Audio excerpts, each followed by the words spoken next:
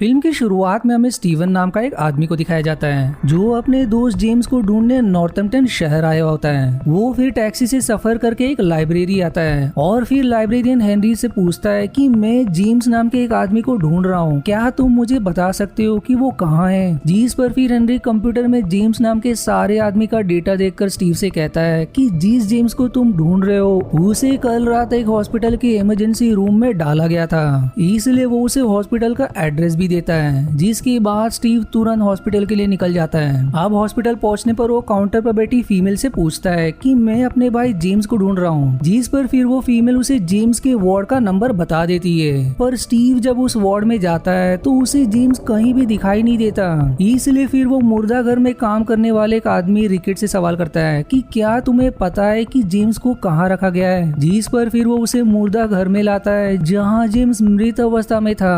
जिसे देख स्टीव हैरान हो जाता है। रिकेट फिर कहता है कि ये फ्यूजल्स क्लब में सीढ़ी से गिरकर घायल हो गया था और हॉस्पिटल में आने के बाद उसने अपना दम तोड़ दिया। इसके बाद फिर स्टीव सवाल करता है कि इसके पास से क्या कुछ चीजें मिली जो कि सोने की थी। जिस पर फिर वो उसे जेम्स का पर्स और उसकी अंगूठी देकर कहता है कि इतना ही इसके पास था। पर उसने अपनी आखिरी समय में फेथ कहा था, शायद वो उस लड़की के बारे में कह रहा होगा जिसे उसी समय हॉस्पिटल में लाया गया था, जिसने खुद को फांसी लगा ली थी क्योंकि उसका बॉयफ्रेंड उसे अब्यूज करता था और अभी वो कोमा में है। स्टीव फिर उसे अपना नंबर देकर कहता है कि यदि इसे होश आए तो मुझे बताना। अब स्टीव वहाँ के लिए निकलता है जहाँ जेम्स कुछ दिनों के लिए रुका था और रास्ते में उसे एक डिटेक्टिव एजेंसी का स्टिकर दिखाई देता है जिसका एड्रेस वो नोट कर लेता है। जिसके बाद जेम्स उस घर में आता है जहाँ उसे एक लड़की नेम बेकी मिलती है जो उसे घर के अंदर लाती है। दरअसल पैसों की कमी के कारण बेकी अपना आधा घर लोगों को रेंट पर देती है, इसलिए अब स्टीव यहाँ कुछ दिन रुकने का तय करता है और जेम्स के कमरे की तलाशी लेता है, लेकिन उसे वहाँ वो हार नहीं मिलता। जिसके बाद वो एक आदमी ब्लीकर एके पैट्सी को फोन करके कहता है कि जेम्स मर गया, पर उस हार का कुछ पता नहीं चला। जिस पर फिर पैट्सी कहता है कि अगर तुमने मुझे वो हार लाकर नहीं दिया तो मैं तुम्हें जितने पैसे उसे मारने के लिए दे रहा था उससे दुगना उस हार के लिए दूंगा। दरअसल स्टीव का असली नाम डेनिस है जो पैसे के बदले लोगों की हत्या करता है, जिसने अपनी कई सारी नकली आइडेंटिटी बनाई है ताकि उसे कोई पकड़ ना सके।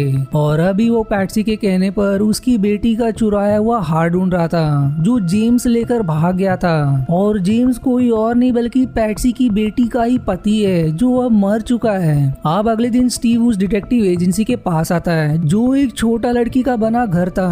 उसे फिर अंदर दो डिटेक्टिव बच्चे दिखाई देते हैं जिसे देखकर स्टीव को हैरानी होती है कि बच्चे डिटेक्टिव कैसे हैं। पर फिर भी वो उन्हें उस हार के बारे में बताता है कि यदि इसकी जानकारी मिले तो मुझे इन्फॉर्म करना। अब स्टीव एक आदमी एल्टन से मिलता है जो जेम्स की मृत्यु वाली रात को उस क्लब में था। स्टीव अब उससे उस हार और उनके बारे में पूछता है जो उस रात क्लब में मौजूद थे। जिस पर वो कहता है कि उस रात एक आदमी हार्बर्ट गाना गा रहा था और वहाँ एक लड़की मोनिका भी थी। वहीं एक और लड़की नेम जॉन जो काला जादू करती है वो भी अपने आदमियों के साथ थी। बस उन्हें ही मैं जानता हूँ और जेम्स को मैंने घायल अवस्था में देखा था। उसने कोई हार पहना था या नहीं इस पर मेरा ध्यान नहीं गया, मैंने उसे बाथरूम में छोड़ दिया था। जिसके बाद वो सीढ़ी से गिर गया। पर फिर तभी स्टीव को रिकेट फोन करके कहता है कि फेथ को होश आ गया है, इसलिए वो तुरंत हॉस्पिटल के लिए निकलता है। अब स्टीव फेथ से मिलता है जो काफी परेशान और कंफ्यूज थी। स्टीव उससे कंफ्यूजन का कारण पूछता है जिस पर वो कहती है कि जब मैं कोमा में थी तो मुझे डरावने सपने आए थे जिसमें मैंने 1970 के दो कॉमेडियंस को देखा जो एक क्लब में थे।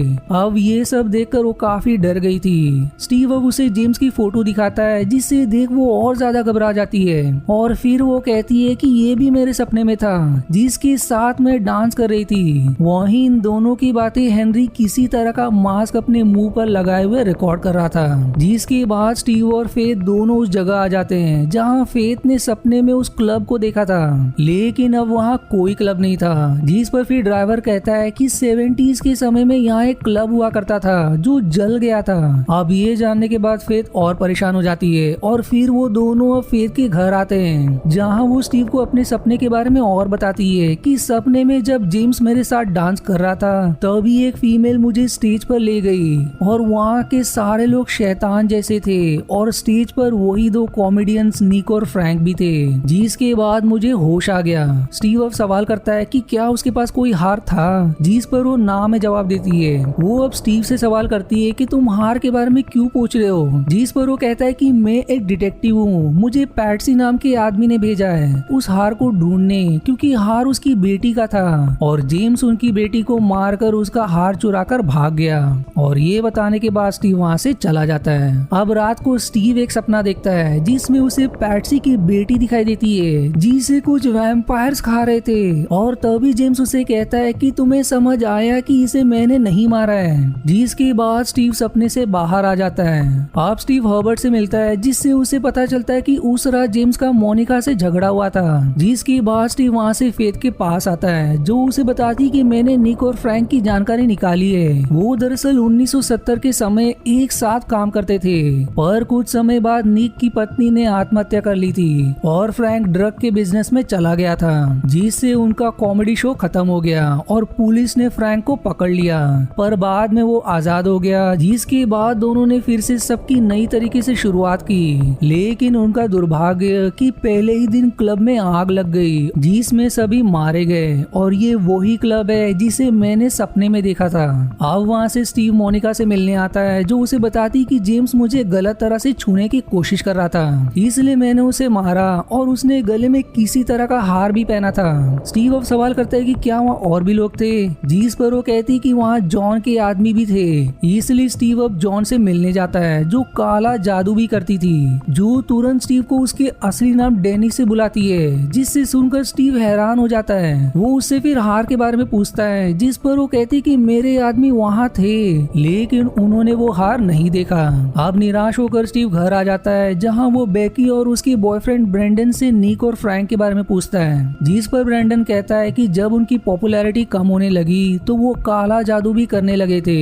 वहीं दूसरी तरफ फेथ जब सो रही थी तो उसे एक अजीब सा सपना आता था जहां वो अपने आप को एक अदालत में पाती है और सारे लोग उसी क्लब के मेंबर्स थे और जज फेथ को फांसी की सजा देता है, जिसके बाद वो अपने सपने से बाहर आ जाती है और सारी बात स्टीव को बताती है कि आखिर मुझे ये सपना क्यों आ रहे हैं। इसलिए अब वो निक के घर जाते हैं जहां वो रहता था, लेकिन अब वो घर वीरान हो चुका था और उन्हें वहां से भी कोई जानकारी नहीं मिलती, इसलिए फिर वो दोनों रिटर्न लौटने लगते हैं। पर फेथ को रास्ते में एक गाड़ी दिखाई देती है जिसमें वही अजीब लोग थे, जिसे देख वो एकदम डर जाती है और भाग्य से गाड़ी का दुर्घटना होते होते भी बच जाता है। आप दोनों बेकी के घर आ जाते हैं और तभी स्टीव से मिलने उन बच्चे डिटेक्टिव में से एक आता है जो उसे एक फाइल देकर कहता है कि इसमें उस हार की सारी जानकारी है, जो देकर वो वहाँ से चले जाता है। अब फाइल पढ़ने पर स्टीव को एक शॉकिंग जानकारी मिलती है कि वो हार एक आर्टिफैक्ट है और ये 1970 में हुए कुछ हत्या से जुड़ा है। उस समय एक कपल एना और चार्ली को मारा गया था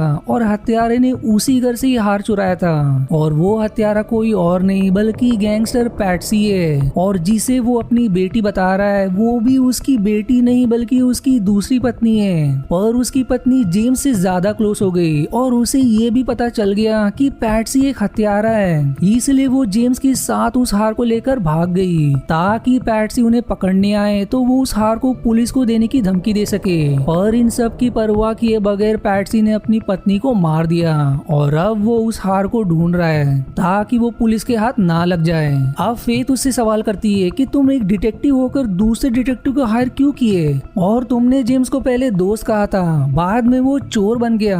मुझे सच बताओ कि तुम कौन हो, वरना मैं यहाँ से चली जाऊंगी। जिस पर फिर उसे अपनी सारी सच्चाई बतानी पड़ती है कि मैं एक हिटमैन हूँ और पैट्सी के कहने पर मैं जेम्स को मारने आया था, पर अब मैं उसका साथ नहीं दूंगा क्योंकि उसने मुझसे ही झूठ कहा और शायद काम होने के बाद वो मुझे रास्ते से भी हटा सकता है। अब रात को जब फेथ सो रही होती है तो स्टीव वहीं कुर्सी पर बैठा होता है और तभी उसे घर के गार्डन में फ्रैंक और कई सारे उसके साथी दिखाई देते हैं, जिसे देख वो एकदम घबरा जाता है और घर के नीचे आता है। पर नीचे आते ही वो उसी क्लब के अंदर आ जाता है जो जल गया था, लेकिन अभी वो एकदम नया जैसा था। वहाँ फिर उसे निक भी दिखाई देता है। स्टीव अब उससे सवाल करता है कि तुम तो मर चुके थे तो अब जिंदा कैसे हो गए, जिस पर फिर निक कहता है कि हम यहाँ जीवित है, बस मुझे धुएं से एलर्जी है जो उस दुर्घटना के बाद से हुई, और जब मैंने तुम्हें पहली बार देखा तभी मैं समझ गया था कि तुम हमारे काम आ सकते हो। वहीं फिर उसे जेम्स भी दिखाई देता है जो स्टीव को देखकर भागने लगता है, इसलिए स्टीव भी उसका पीछा करता जाता है और पीछा करते हुए वो एक अजीब से ही कमरे में पहुंच जाता है जहां उसे फ्रैंक दिखाई देता है जो काफी डरावना दिख रहा था। वो फिर स्टीव को कुर्सी पर बैठने को कहकर अपने बारे में बताता है कि हम सभी मर चुके हैं लेकिन अब भी लोगों के सपनों में जीवित है और तुम भी इस समय सपना ही देख रहे हो और ये सारी चीज काले जादू से हो पाई। फिर स्टीव सवाल करता है तो तुम फेथ को क्यों परेशान कर रहे हो और जेम्स आखिर कौन है और वो यहाँ कर क्या रहा है। जिस पर फिर वो कहता है कि हम फेथ को परेशान नहीं कर रहे, वो तो खुद ही हमसे डर रही है और जेम्स तो बस एक चारा था लोगों को यहाँ तक लाने का और वो हमारे ही साथ है। मुझे सिर्फ पैट्सी से मतलब है जिसे मैं मारना चाहता हूँ क्योंकि उसने मेरे दो दोस्त एना और चार्ली को मार दिया और उससे उनका हार भी चुरा लिया। फ्रैंक अब उसे वो हार भी दिखाता है जो उसके ही पास होता है। इसलिए अब स्टीव उससे सवाल करता है कि यदि मैं पैट्सी को मार दूं तो क्या तुम फेथ के सपनों में आना बंद कर दोगे। जिस पर फ्रैंक हाँ में जवाब देता है। अब स्टीव सपने से बाहर आकर फेथ से कहता है कि मुझे सब मालूम पड़ गया है, उन्हें ना ही तुमसे मतलब है और ना ही मुझसे मतलब है, मुझे बस पैट्सी को मारना है, उसके बाद वो हम दोनों के सपने में कभी नहीं आएंगे।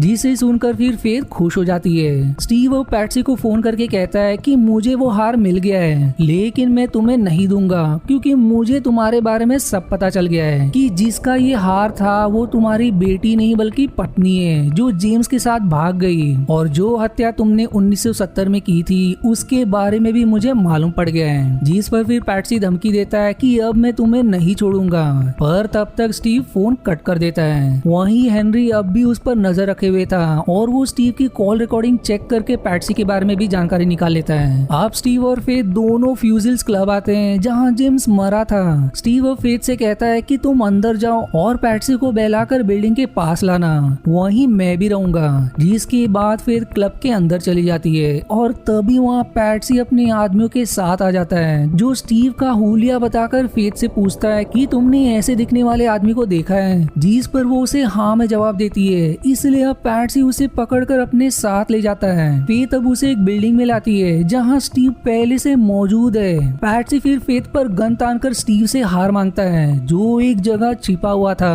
पर चालाकी से स्टीव पैट्सी के आदमी को गुलेर से शूट कर देता है और अब वो पैट्सी की आंख में भी पत्थर मारता है जिससे उसकी आंख फट जाती है और वो वहीं मारा जाता है। और उसके मरने के बाद हेनरी अपने कंप्यूटर में पैट्सी के नाम के आगे डिसीज यानी कि अब वो मर चुका है ये लिख देता है, यानी कि शायद हेनरी निक और फ्रैंक का ही दोस्त है जो अब भी जीवित है और वो सारे लोगों का डेटा रखता है जो भी उनके दुश्मन है। और फिर वो स्टीव और फेथ का रिकॉर्ड किया हुआ डेटा भी इरेज कर देता है। इसके बाद स्टीव और फेथ दोनों खुश होकर वहाँ से चले जाते हैं और वहीं पैट्सी मरने के बाद उसी क्लब में पहुंच जाता है जहाँ उसे फ्रैंक दिखाई देता है जिससे देख वो एकदम डर जाता है। फ्रैंक अब उसे डराते हुए उससे सवाल करता है कि तुम डर क्यों रहे हो, मैंने तुम्हारे लिए बहुत कुछ सोचा है। और ये डरावनी लाइन कहते ही मूवी यहीं समाप्त हो जाती है। अब अगर हम मूवी की बात करें तो ये अच्छी मूवी थी, इसलिए मैं हाईली रिकमेंड करूंगा कि आप इसे जरूर देखें क्योंकि इसका प्लॉट अंत तक रिवील नहीं होता। वहीं एक थ्रिलर और मिस्ट्री मूवी होने के साथ साथ इसमें हल्का हॉरर का भी तड़का डाला है, इसलिए आपको ये डिटेक्टिव स्टाइल हॉरर जनर की मूवी पसंद आएगी। वहीं आई होप आपको मेरी एक्सप्लेनेशन पसंद आए, इसलिए प्लीज एक लाइक तो जरूर करें। और आज के वीडियो में इतना ही। आशा है आपको मेरी एक्सप्लेनेशन पसंद आई। यदि हाँ तो प्लीज वीडियो को लाइक करना और चैनल को सब्सक्राइब करके सपोर्ट करना ना भूलें। मिलते हैं अगले एक्सप्लेनेशन वीडियो में, तब तक के लिए धन्यवाद दोस्तों।